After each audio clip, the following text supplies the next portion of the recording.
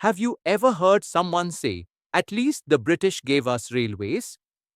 Well, it's time we examine that more closely. Did colonial infrastructure truly benefit India, or was it designed to benefit Britain? In this video, we explore the state of infrastructure in India under British rule, roads, railways, ports, and communication systems, and ask, who really gained? First, let's define infrastructure. It refers to the basic physical systems needed for an economy to function, like transport, roads, railways, ports, communication, post, telegraph, power, and water supply. Good infrastructure supports agriculture, industry, and trade. But under British rule, infrastructure development was not meant to serve the people, it was meant to serve the colonial economy. Let's begin with roads. India did have roads before the British, but they weren't suited for modern transport. The roads built by the British had one goal: move troops quickly and extract raw materials efficiently. There was an acute shortage of all-weather roads, especially in rural areas.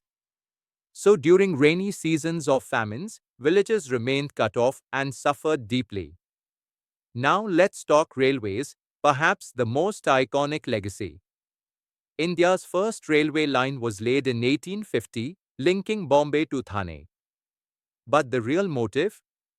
Shift raw materials like cotton and jute from interior areas to ports.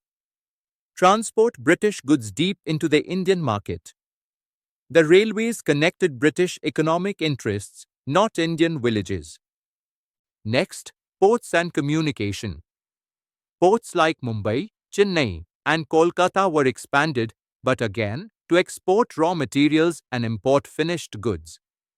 The goal was never to build India's shipping industry, it was to serve British trade routes. How about telegraphs and postal services? The electric telegraph was introduced, but mainly for military coordination and administrative control. The postal system was more accessible but still underdeveloped, especially in rural areas. Even aviation began under British rule. Tata Airlines, India's first air carrier, started in 1932. But aviation to remain restricted and elite-focused, not meant for public use. Here's a simple analogy. Imagine a house where pipes, roads, and electricity are installed not to help the family, but to let outsiders extract things faster. That was colonial infrastructure in India. Now let's analyze this. Suppose a railway line connects a coal mine in Jharkhand to a port in Kolkata. Who benefits? The coal is sent to British industries, the local economy sees no development, there are no feeder roads connecting villages nearby. That's called infrastructure misalignment, where facilities exist, but they don't serve local needs. To conclude, yes, the British built some modern infrastructure, railways, ports, posts, and telegraphs. But it was designed to extract resources, not to uplift India. After independence, India had to repurpose this foundation, expanding roads, electrifying villages, and using transport for national integration. Infrastructure is now one of India's fastest growing sectors, but its journey began under colonial constraints. In the final video of this chapter, we'll bring it all together in a comprehensive conclusion and recap.